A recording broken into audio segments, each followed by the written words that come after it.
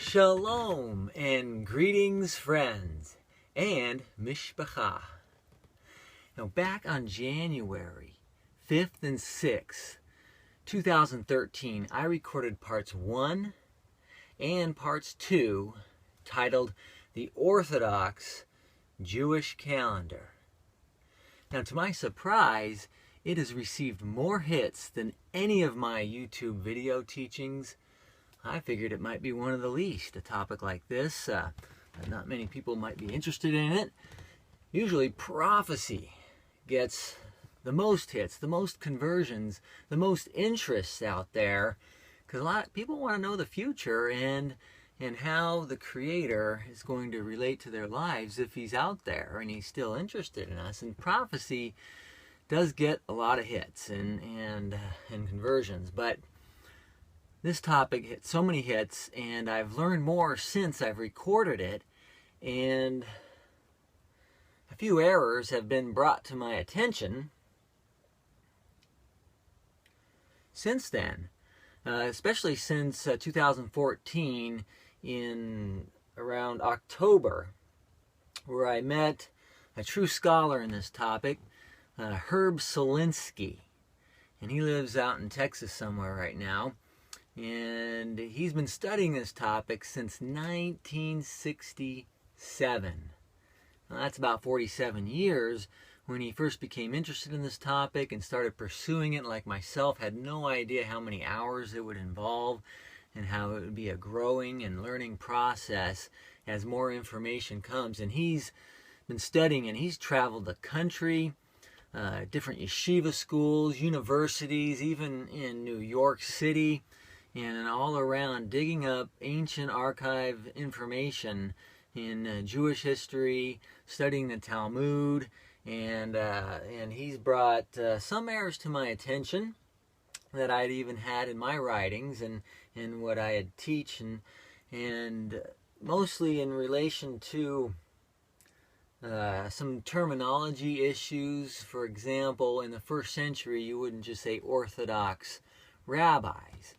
There was the Pharisees and the scribes and the Sadducees, but Orthodox rabbis or Orthodox Judaism would be a more correct term used a few centuries later, as the Pharisees and the descendants became what we know as the Orthodox rabbis and writing the Talmud, the two different Talmuds, the Jerusalem Talmud and the Babylonian Talmud. And so just some technical issues like that, and also just some errors in the Jerusalem Judaica Encyclopedia 1971, which I relied a lot of information on in my understanding, and also in regard to Hillel too, is given a lot of credit in the Judaica regarding the mathematical calendar, the 19-year time cycles, and so forth, as I've explained before. But Herb Selinsky has shown how some of these things didn't even come along till later, a few hundred years later, around 8th century. The actual calculated calendar as we know it today, and going off away from the visible crescents of the moon, didn't actually even start until later on. And there's other issues that started right after the destruction of the temple in 70 CE in regard to the vernal equinox, and also the barley harvest, and that whole issue of the need for barley and ripe barley, and there's the Karaites today who were descendants and weren't called Karaites until about the 8th century, but carry on a lot of the teachings of the Sadducees. And I'll get into a little bit of that later, but Herb Selinsky, I just really want to give him a lot of credit for helping me understand some of these issues a little more accurately. And he has his own writings online. It's free. You can go to his website. He's got 335 pages. Wow. I mean, just a lot. And his website is www.thebiblicalcalendar.com. .org. Remember, that's .org, O-R-G, and he covers a lot of issues, and he's very scholarly, writes probably above the heads of most people who aren't educated into scholarly information and studies and writings, kind of like the two Babylons by Ralph Hyssop. Very scholarly. Most people have a hard time getting the real gist and the meat out of that, but if you go to Ralph Woodrow's book, Babylon Mystery Religion, he's a great writer for the simple text and putting it into a story flow and making it hard to put down once you start reading. And so Herb Selinsky's very scholarly, more like a Ralph Hyssop, and I try to come along with my little booklet that I've written, which is a lot less pages than his, and try to make it more like a Ralph Woodrow. And unfortunately, Ralph Woodrow recanted the information he presided in the 20th century. I think the heat was too heavy on him, and probably had death threats and all that. But Ralph Hyssop, it was back in the 19th century, back in the 1800s, and had a lot more freedom and not as much pressure, and somehow he got his booklet published. And if you're interested in understanding ancient pagan practices that have gone into other religions centuries later, including Christianity, not just Judaism or Islam, which has had a problem with paganism and Babylonian and Greek mythology, and a lot of these have gone into different cultures, even into the Persian cultures and the Greek, and can go on and on about that. But Herb Selinsky has been an elite commentator, I must say, in my updated book. And here's my updated book. I title it The Creator's Calendar. And that's me blowing the shofar there. And you can get that on Amazon. I only put it for $5, and it's about a little over 80 pages on a 6x9 size. But let me continue here, because the biggest missing link that I had before meeting Herb Selinsky at the Feast of Sukkot last year, thankfully he came out, and I've learned from him as I have, and he's been an elite commentator and correspondence with me in solving the biggest issues in my book in terminology and in accuracy. And I haven't had any comments on my previous YouTube teachings on this topic, parts 1 and parts 2 of the Orthodox Jewish calendar. But hopefully all those who've watched those can also get to this video teaching, because I do want to correct myself.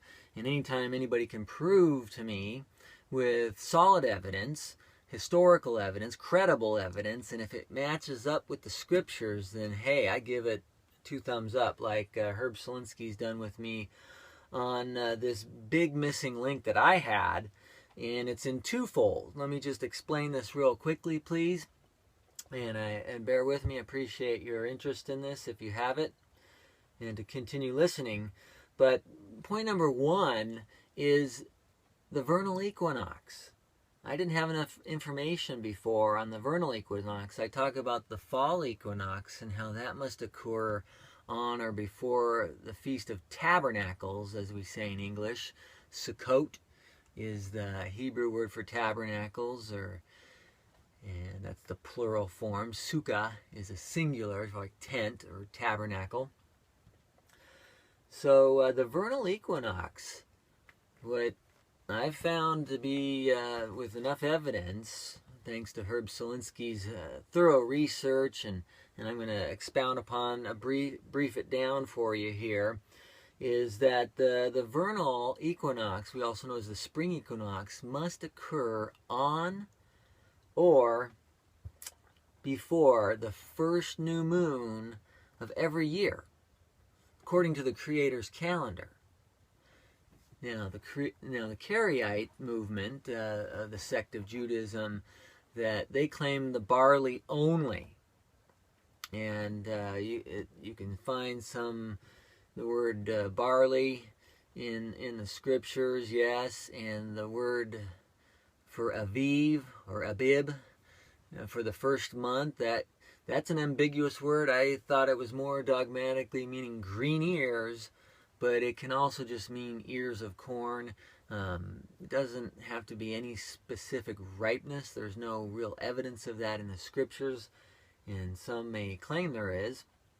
But what's even first and primary to the barley, and Herb Selinsky has a whole, it's over 100 pages just on that issue of the equinoxes, the barley, and that whole issue.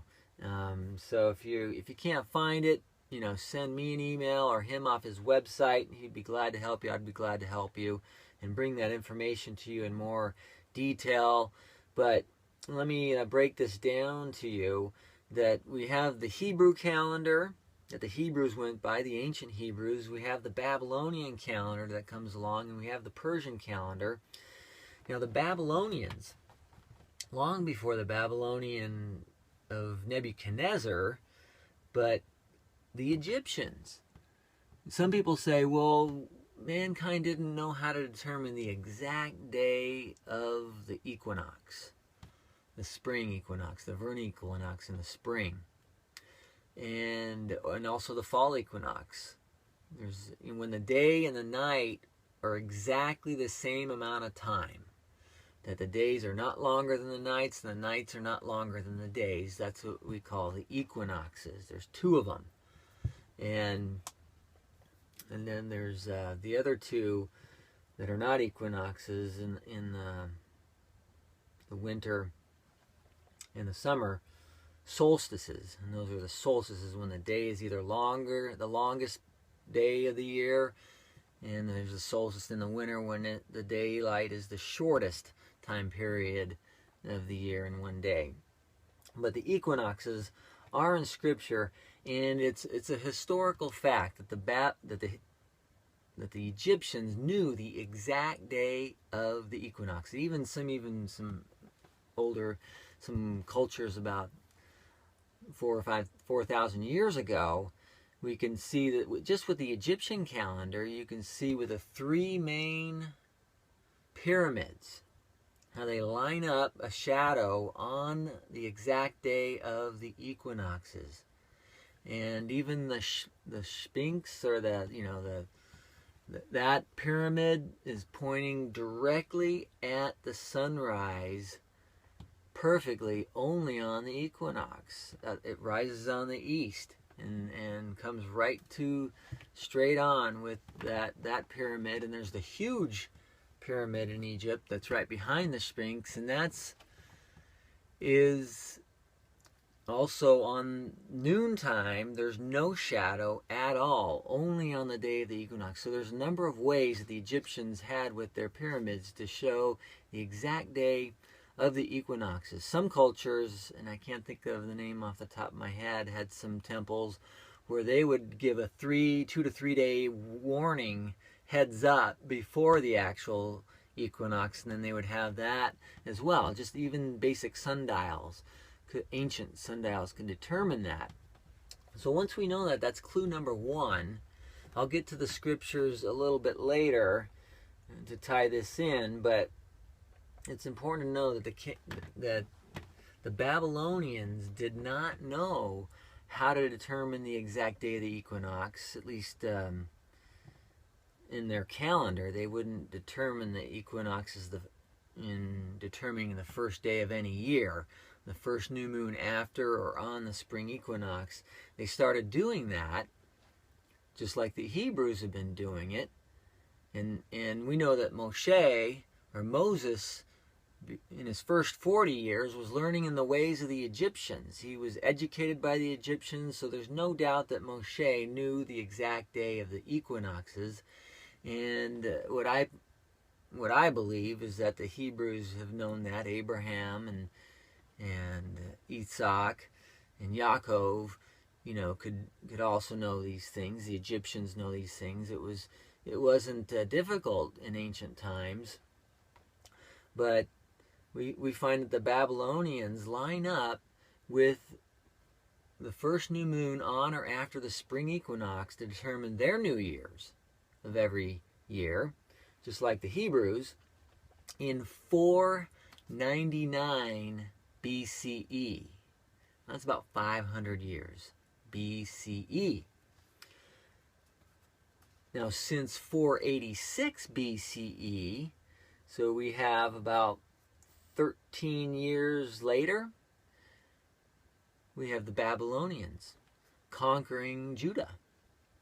And so the southern kingdom, Judah, is in captivity. That's where we have Daniel and his three friends, and how they became eunuchs and were slaves under the Babylonians. And so Daniel, in the book of Daniel, starts using the Babylonian names for the months.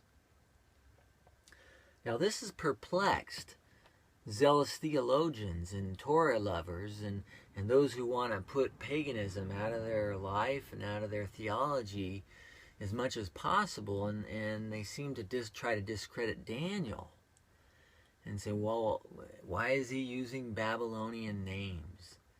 And even the lunar Sabbath people get a hold of that, and they'll come along and say, well, see, they changed the calendar, and we need to get back to the lunar Sabbaths, but that's also kind of distorting things a little bit.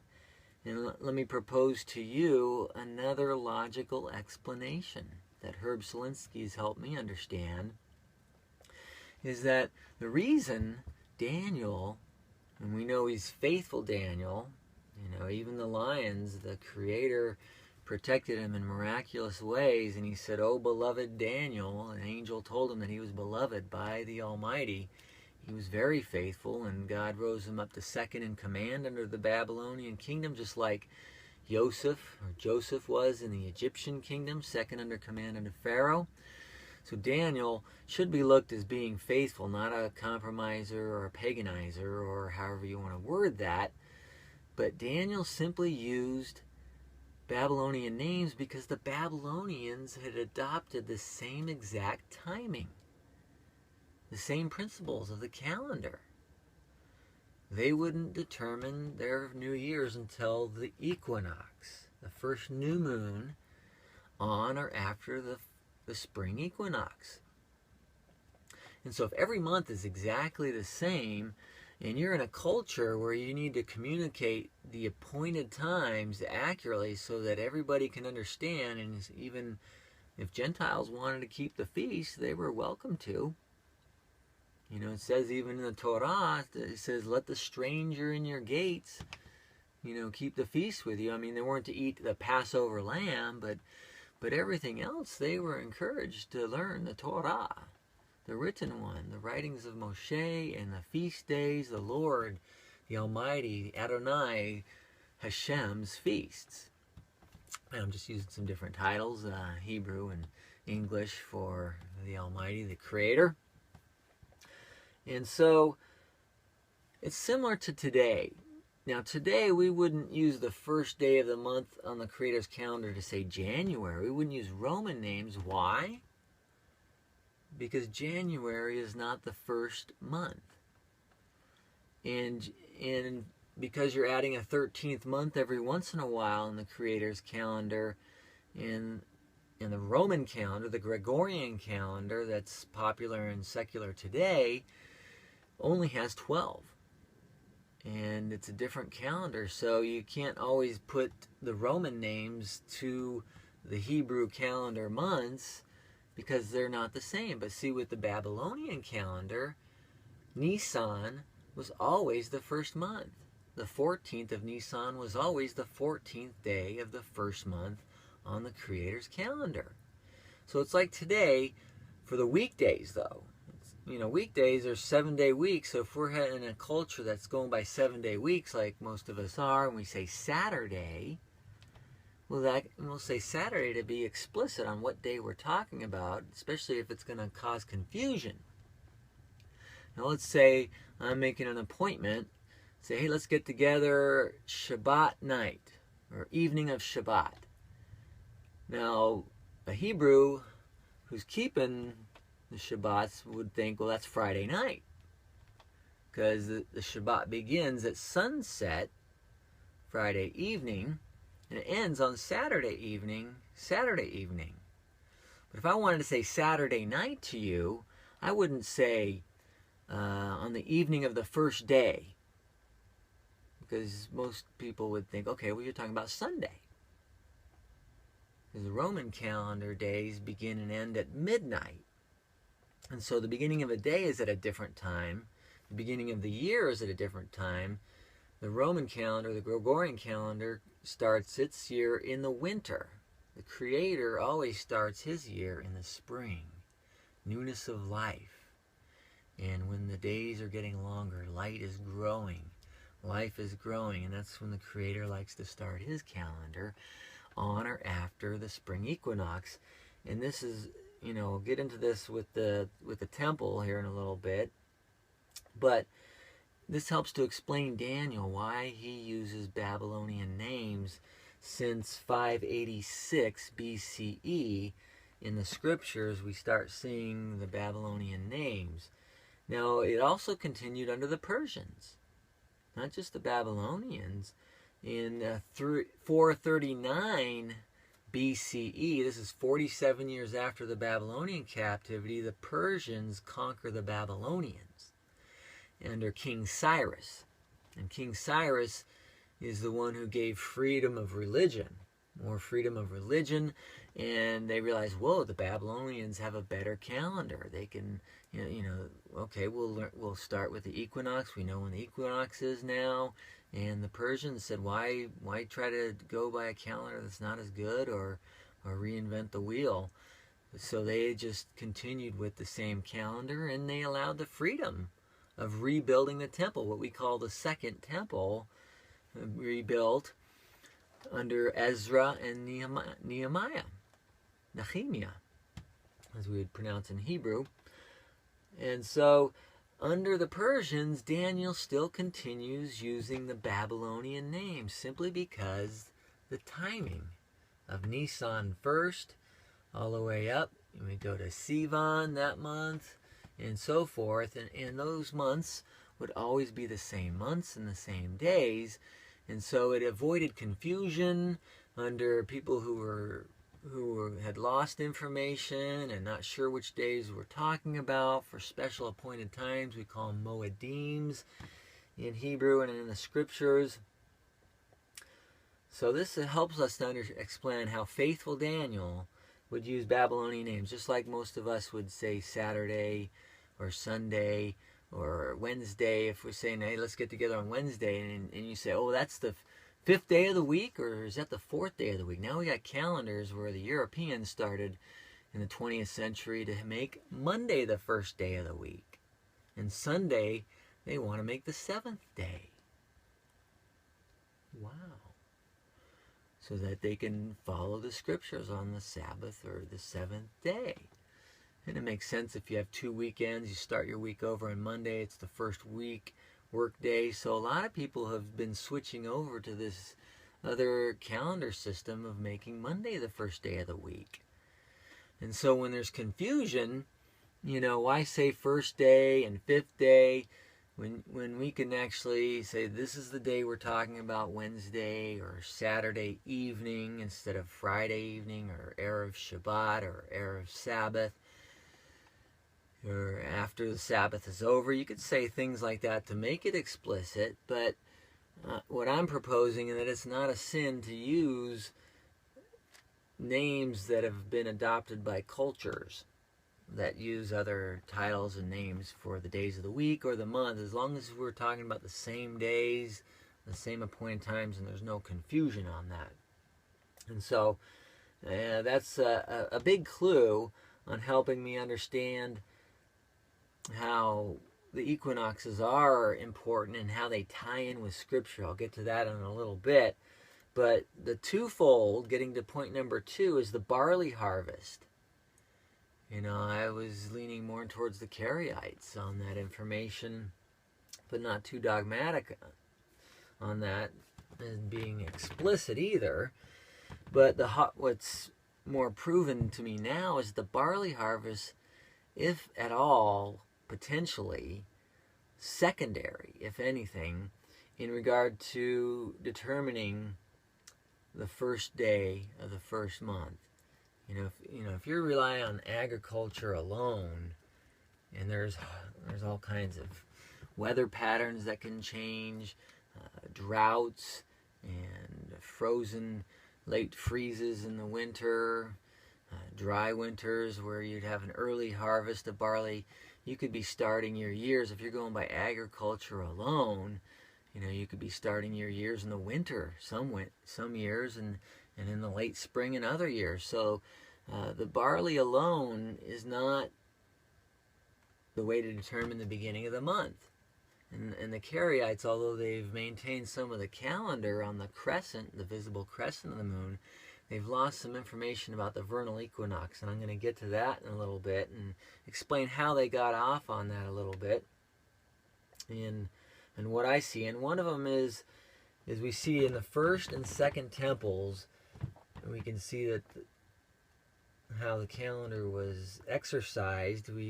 There's also Josephus and Philo, and I put them in my book, and you can see how the equinoxes are involved through especially Philo.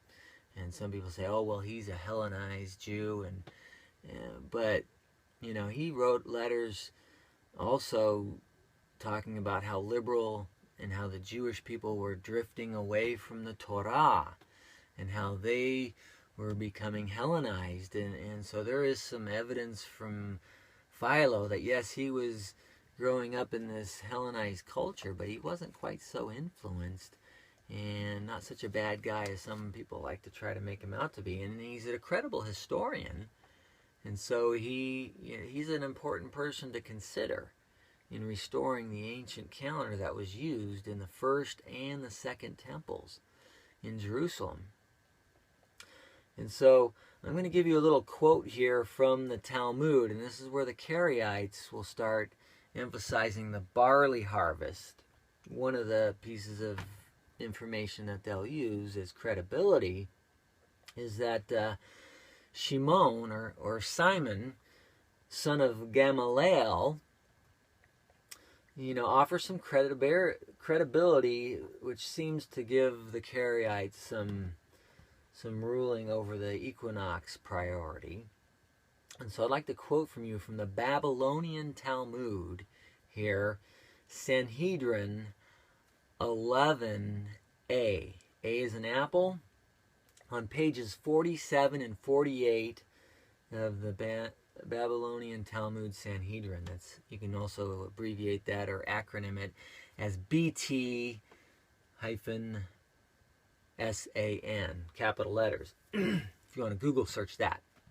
But it states that a letter from Shimon, or Simon B. Gamaliel, or B is also the letter for Ben, not just a middle name, but Ben means son of Gamaliel. And Herb Selinsky's got good evidence to show that he was actually the son of Gamaliel the Elder. Now, he's the great elder of the first century in Judaism. There was the school of Hillel, the first, and Gamaliel. And Gamaliel is the one who taught the Apostle Paul, or we Hebrews know him as Shaul. He was his rabbi, very leading teacher, a rabbinical leader and teacher during the first century.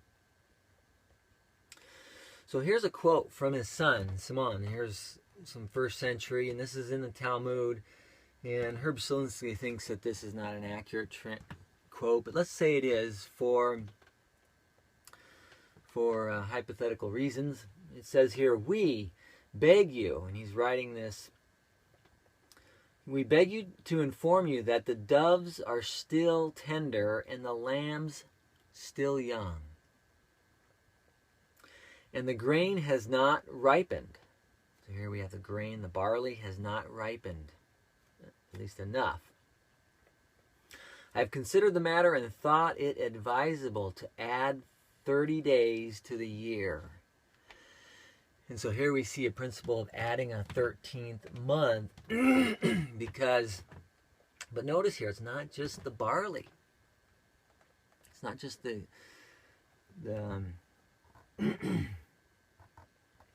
the green ears, or the barley, but also the doves and the lambs. Now, we don't postpone it a month because of there's not enough doves or lambs. Or someone would say, we're not even doing the sacrificial system anymore. The reason the barley was needed was for the wave sheaf offering, the high priest doing that on the first day of the Omer, waving that first stalk of barley that they cut that was considered ripe enough, and the particles blowing in the wind and so forth, according to the story.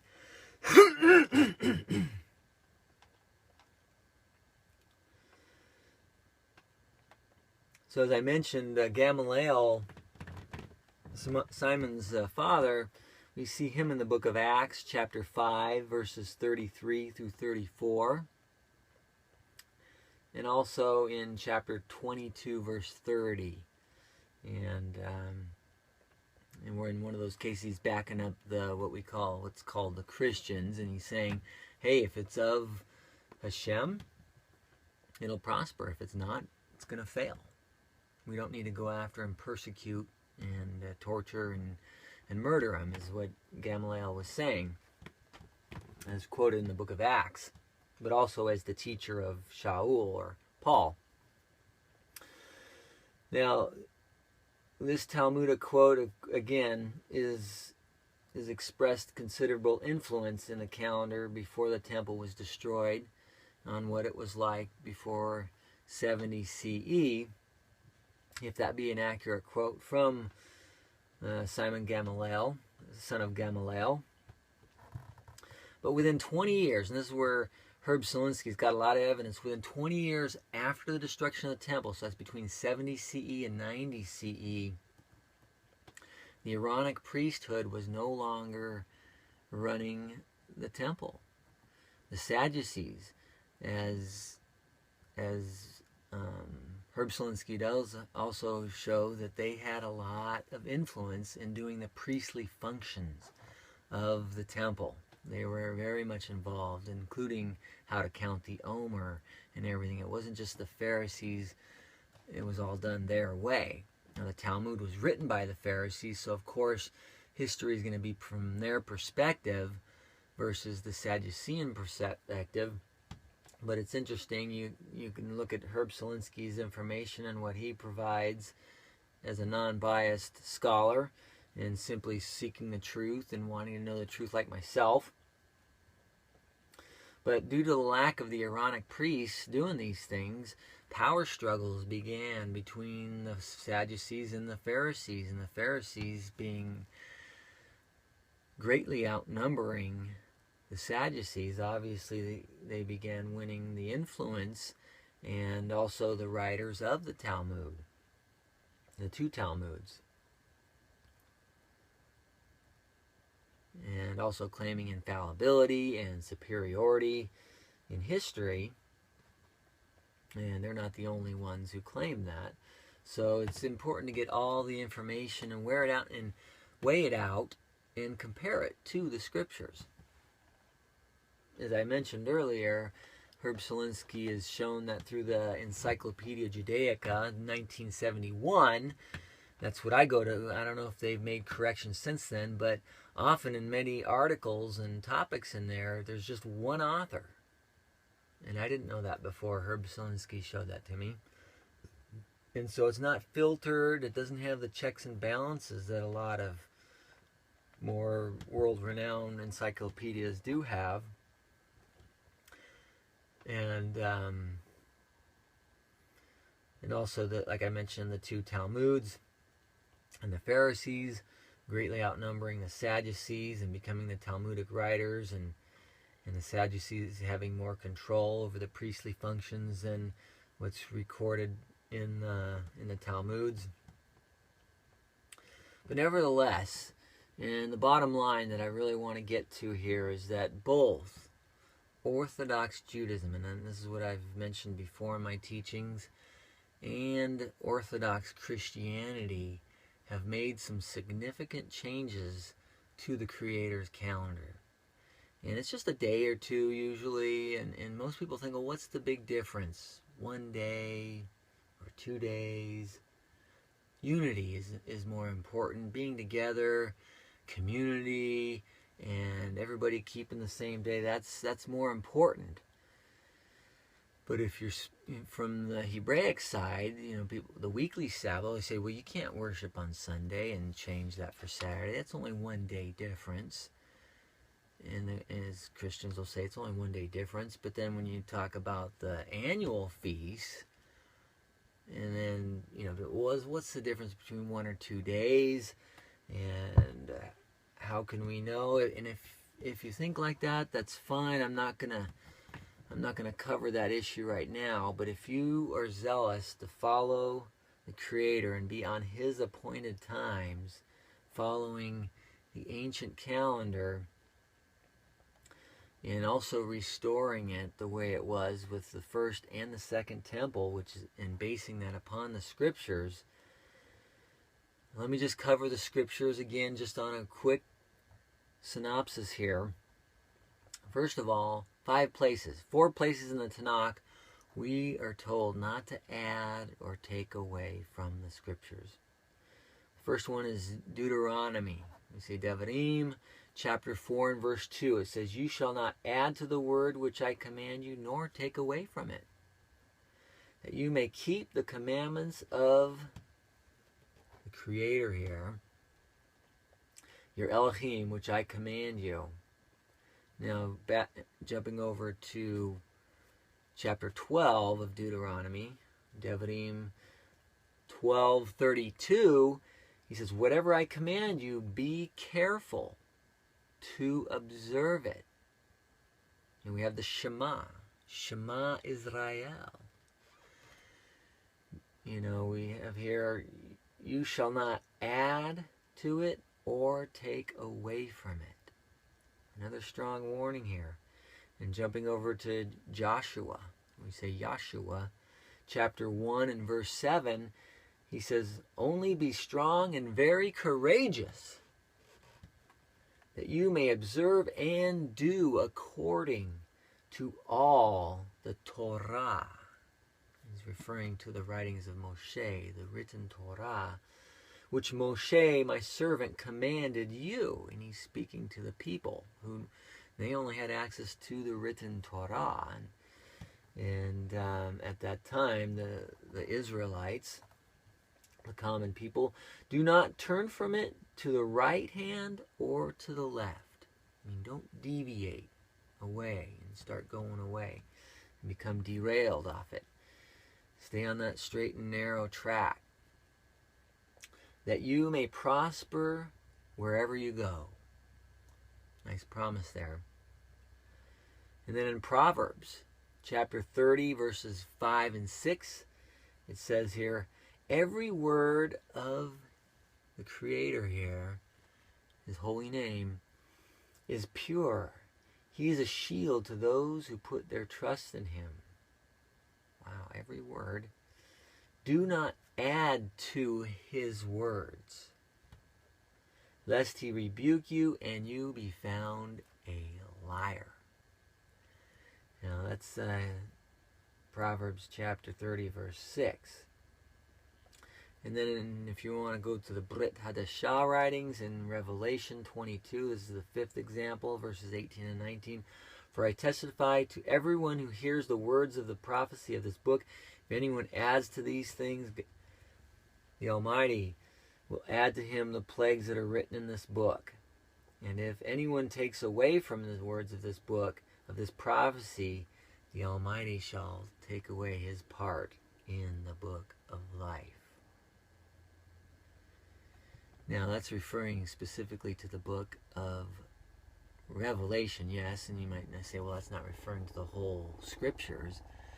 But I say the whole scriptures are included. You go to Revelation chapter, I think it's 14, verse 12, it says, this is the patience of the saints, those who keep the commandments of His holy name there, Creator, keep His commandments, and not just that alone, but have the testimony of Yeshua, aka Jesus, or the Messiah. So you have to have both. and not adding in the commandments. People want to add and take away from the commandments. You have to be careful. There's a strong warning there right at the end. So we just have to really be careful. As I get into the scriptures here, just as a quick, also a synopsis of the Creator's calendar, where we can see the equinoxes, the spring equinox, vernal equinox, as well as the visible crescents of the moon. 1 John, before I do, 1 John 4, verse 1, first Yochanan, we say his Hebrew name, first century name is Yochanan. He says, "Beloved, do not believe every spirit, but test the spirits. Put them to the test. Check up on them. Don't just believe them. Don't just believe me. Whether they are of the Almighty here. Because many false prophets have gone out into the world." Here's a warning in the Brit Hadashah. Another warning in the Tanakh here in Isaiah. Isaiah. It says in chapter 8, verse 20. Reading from the New King James even, it says here, "To the law." And that Hebrew word is Torah. "To the Torah and to the testimony. If they do not speak according to this word, it is because there is no light in them." That's what it says right there. So put them to the test. Don't add to it. Don't take away. Be careful of those who do. So, to get to our Creator's calendar, the very fundamental, foundational scripture, as I point out before, and even in my book and in my video teachings, is Bereshit, Genesis. Go back to the creation week, chapter 1, and in verse 14. And it says, "And then the Almighty, Yud-He," we have the Yud-He Vav here, the holy name, he said, "Let there be lights." Lights. Now, a light is something you can see, like a trigger or a signal. It's not something invisible. How can a light be invisible? Darkness, you don't see anything, but light, you can put just a candle in darkness and you're going to see light. Any kind of a light. So let there be lights in the firmament. So we see lights when we look especially in the firmament of the heavens to divide the day from the night. So in the daytime we see the sun. That's the biggest light. That's the dominant light we see even in the daytime. And at nighttime we see the moon. And the stars also, of course.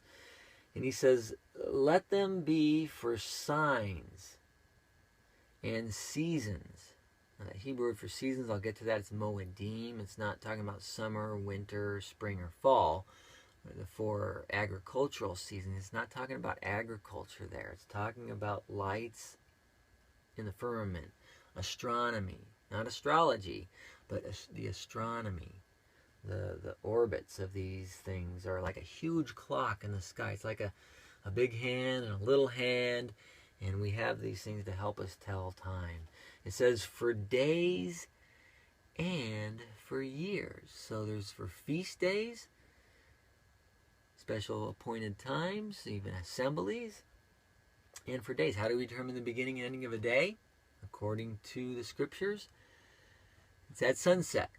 Now there's those out there who believe it's sunrise, and they're usually very uneducated, or they're not used to looking at scholarly information. That does go back to Egyptian cultures and Babylonian cultures worship the sunrise, the rise of the sun. And there's a lot of worship in that from ancient times. But the Hebrews know that the beginning and ending of a day is at sunset. And so right at the beginning of the scriptures here, the word, we have a lunar solar clock, or we say calendar, in the sky that helps us with these things. Now let me just break down these Hebrew words before I conclude real quickly in Bereshit chapter 1 verse 14. The word for lights The Hebrew word is, the masculine form is ma'or. The feminine is me'orah. And might have not the right dialect for you, but if you're Hebrew, it's pronounced something like that, and it's the Strong's Concordance, same Strong's Concordance number. If you want to even check this up on a secular, or I'd say a Christian level here, it's Strong's number 3974, which can be translated a luminous body. It's a luminous, a body in the sky that it illuminates. It brings forth light. It's not something invisible, as I mentioned before. And also it can mean a light as an element or brightness. It's very clearly from the Hebrew that we are to be telling these days and times and moedims based upon visible things that we see in the sky, not invisible things. The Hebrew word for signs is auth, and that can mean a flag or a beacon or a monument. Omen, a prodigy. Another key word here is evidence. How do you find evidence? It's something that you can see or tangibly prove with the senses. And especially we're seeing in context here, visibly. The Hebrew word for seasons, as I've mentioned, is moed. Moedim is the plural here in Genesis, Bereshit 1:14. And it can mean a festival, an assembly, a congregation, a holy convocation, and a feast day and a time appointed. So if someone invites you to a certain event on a certain day, it's an appointed time. If you get invited to a wedding, or being 1 or 2 days off, you show up on the wrong day, you're going to miss the boat. And spiritually speaking here, we all want to be in the lifeboat. We want to be saved from these shark-infested waters that we have in our society today, in our world. And so here we see in Bereshit 1:14, and also in Psalms 104:19, it says, He, referring to the Creator in context here, He appointed the moon for moedims. So again, if you need the moon to determine the first day of the month. So if you're going to keep the Pesach on the 14th day of the first month, you have to know when the first month is. You have to know when the 14th day is. When does that month begin?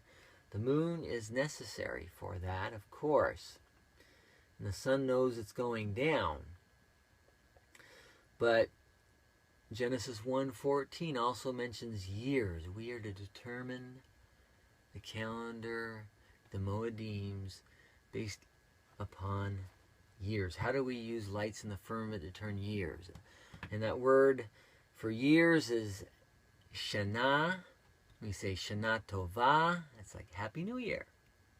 So Shana, its literal translation would be a revolution of time, a full circuit. And how do you tell a full circuit, 365 and a quarter days, a full circuit of the earth and a full orbit around the sun, based upon whatever light you can see in the firmament? Some people say they can do that with the stars, but Herb Selinsky has evidence to show that every few hundred years, the stars are not as accurate as the sun.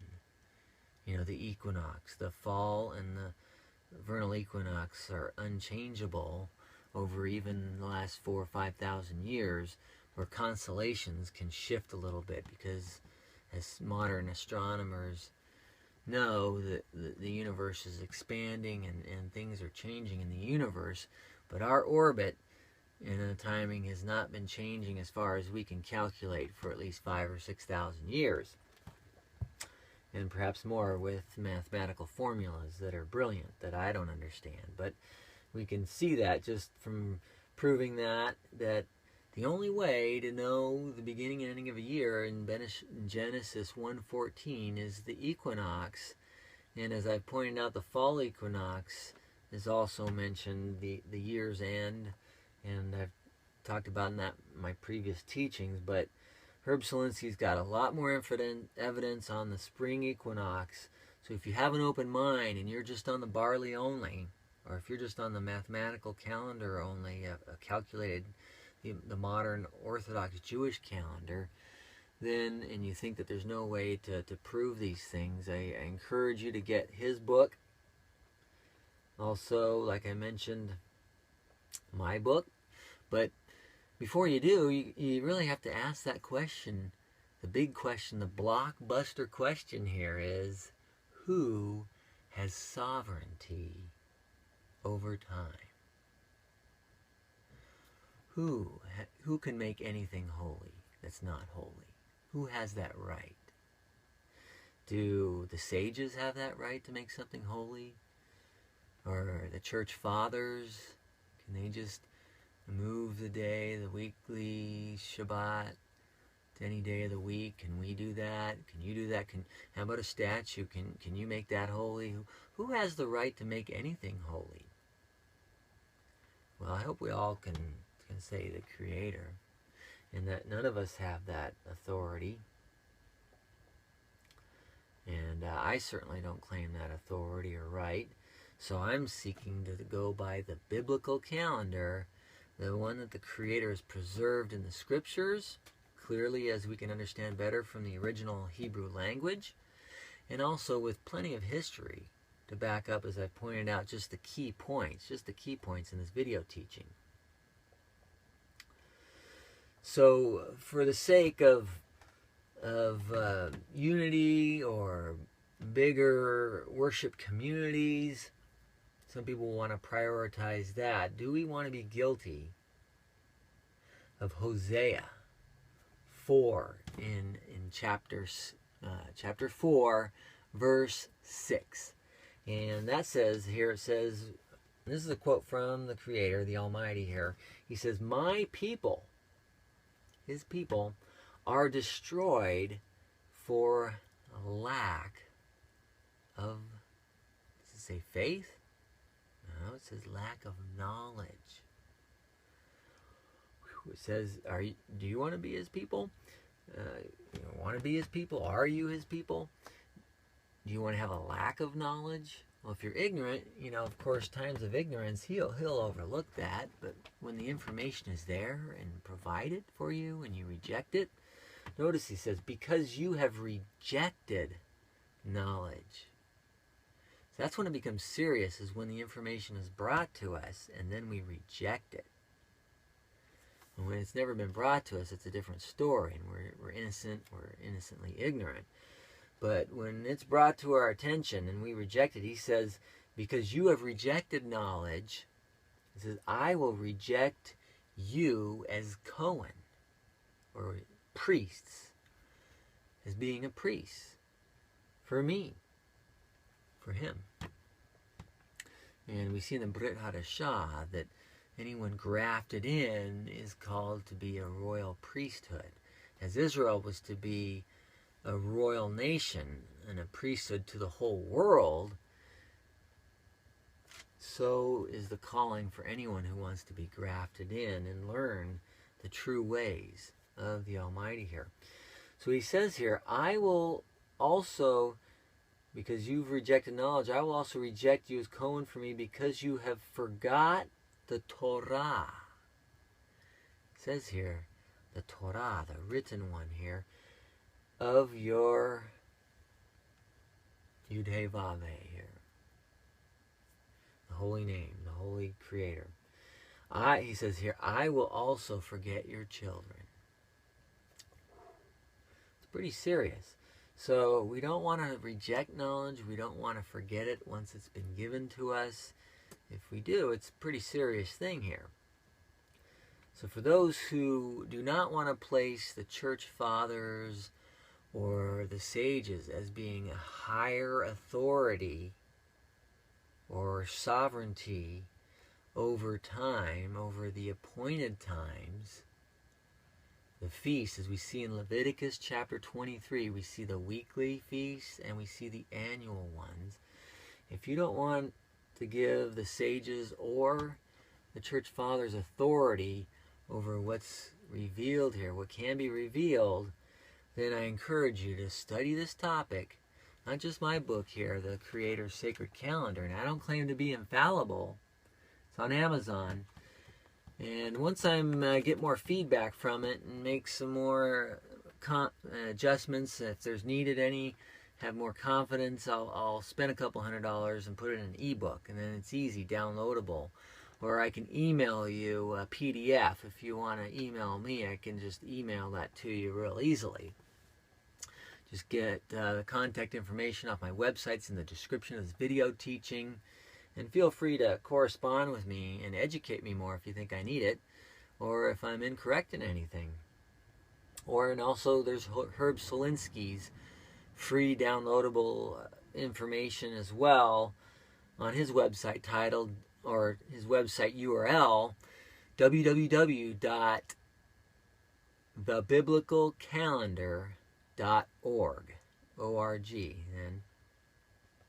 And so I encourage you not to just believe me, not just to believe Herb, not just to believe anybody out there, but test the spirits, test them, test everything, and prove all things.